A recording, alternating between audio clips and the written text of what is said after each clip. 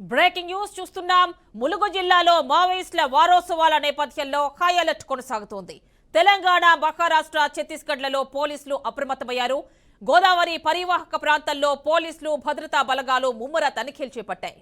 వాజేడు, వెంకటాపురం, ఏటూరు నాగారంలో తనిఖీలు కొనసాగుతున్నాయి. పోలీసులు అనుమానితులను ప్రశ్నిస్తున్నారు. గుత్తికోయ గూడాలలో ఇప్పటికే పోలీసులు కోడానన్ సెర్చ్ నిర్వహించి అపరిచితులకు ఆశ్రయం కల్పించొద్దని సూచించారు. ఇక వాహనాలను క్షుణ్ణంగా పరిశీలిస్తున్నారు. గ్రామాల్లో కొత్తవారు కనిపిస్తే వెంటనే పోలీసులకు సమాచారం అందించాలని ప్రజలను కోరుతున్నారు. స్పెషలైజేషన్ ఏమన్నా హాస్పిటల్ పేరు చెప్తే నేను చెప్తా.